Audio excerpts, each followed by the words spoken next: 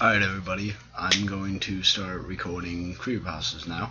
I'm going to read 3 tonight, 1 tomorrow, and just sporadically read other things. I'm also planning on doing quite a few other things, so stay around to the end of the video to see that. And I'm going to turn that light off, and if you see my cat walking around, it's just my cat, it's nothing demonic. But, okay. Let me unplug this real quick. Alright.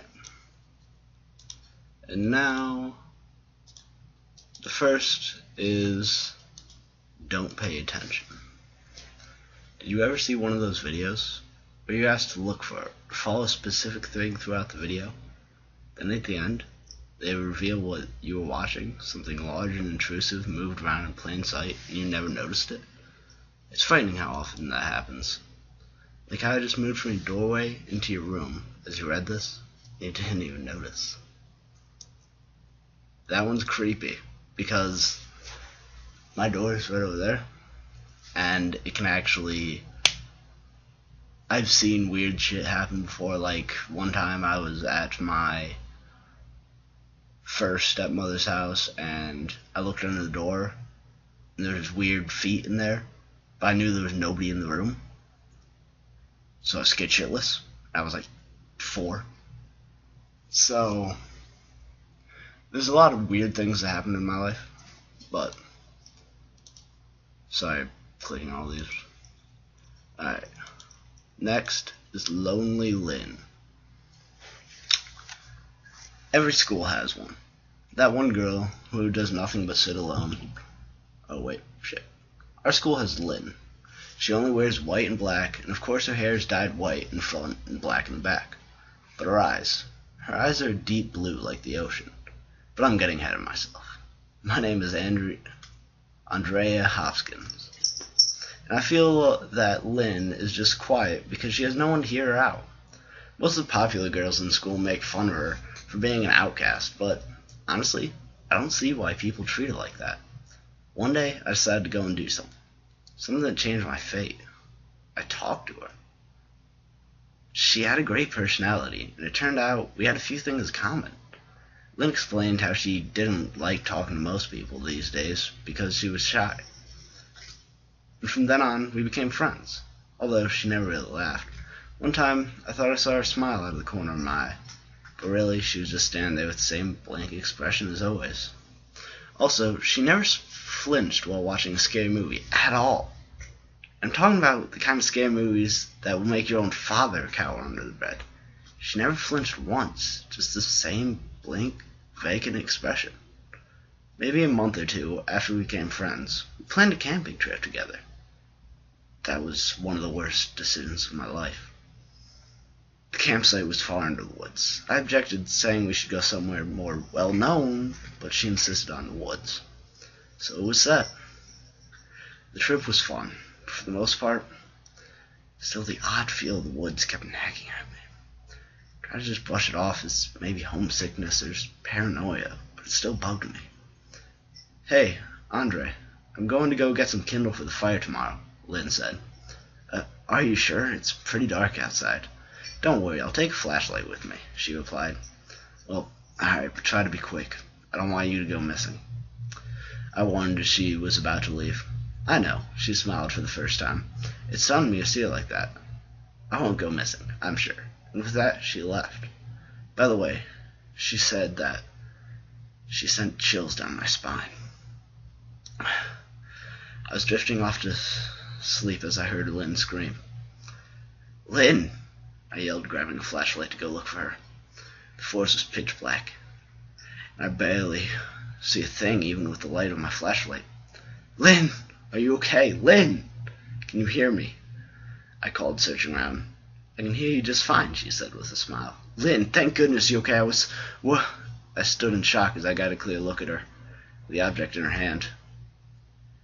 Her pupils were dilated, giving off a psychotic look. Her lips curled into a smile which reached the edge of her face. I can hear you just fine, she said, plunging a knife into my chest. I can always see her now. She keeps luring people in, pretending to be all alone. When they get close, she kills them. Every school has one. The girl who sits alone. Alright, that was just me reading it.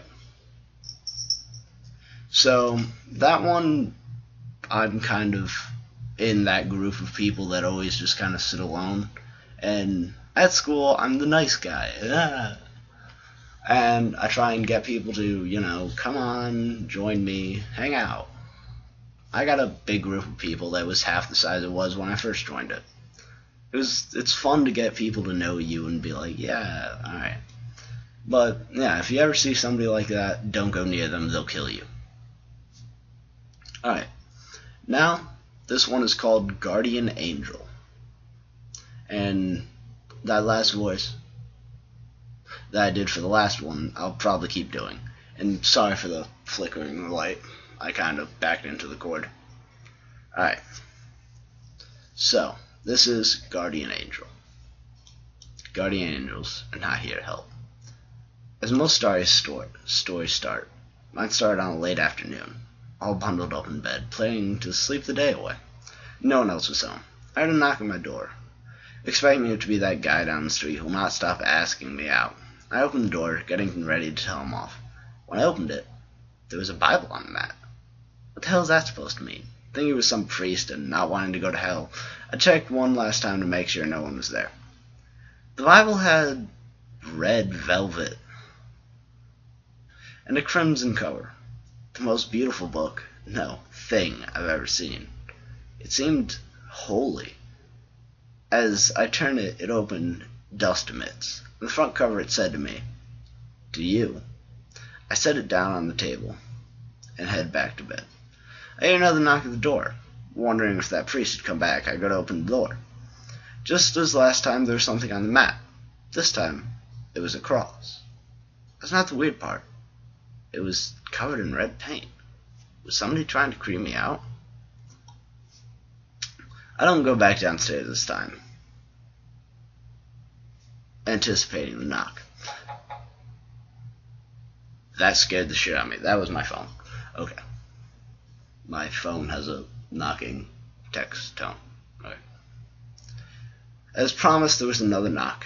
I opened it as quickly as humanly possible, but no one was there. To my horror, there was a familiar dead cat and a camera. I checked the camera's history, but all there was pictures of the dead cat. There was even one from when it was alive. Slowly, I looked through the picture of the person killing the now dead cat. I examined the photos for a face, even a hand. All were carefully taken. Then they all deleted. I didn't press anything. They just deleted. A knock at the door.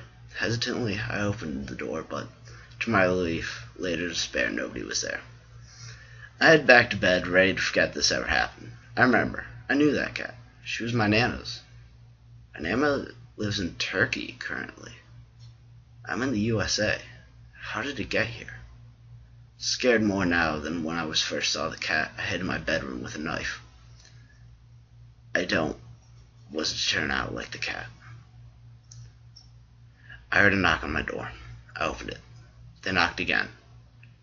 I tell them, fuck off. They opened the door. Holy shit, I wasn't even laying on the cord that time. At least, I think it was a man.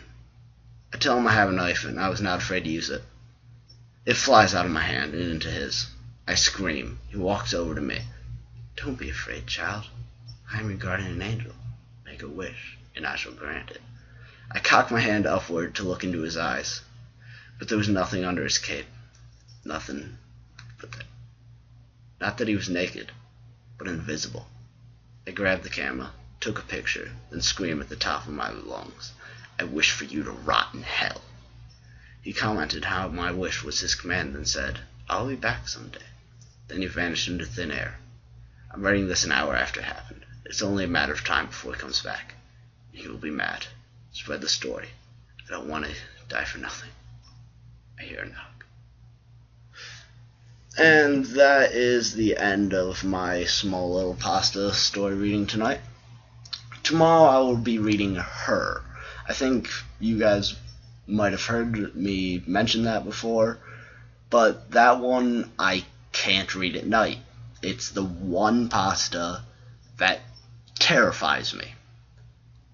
I am horrified to look even close to that pasta when it's dark because it scares me. But probably I will be doing the pastas in this area with my 2 tables and my back to the window, which is kind of creepy because right there's a white thing, which I don't know what it is. But okay. And so I'll probably be recording more pastas lately and uploading them late at night, so anybody that actually watches my channel will be able to just pop up and see it, which I doubt anybody watches my channel because I don't upload enough videos. Okay, but that's for tonight, and I actually might start reading the book Ender's Game along with all of my friends. If you want to help me in this, I will leave my name and Facebook, and not my Facebook, my name, my Skype, and my Xbox gamer tag if you want to help read the book or do anything like that. And that's really about it. And I hope you all have a great time, because I know I don't like reading these to you guys at night.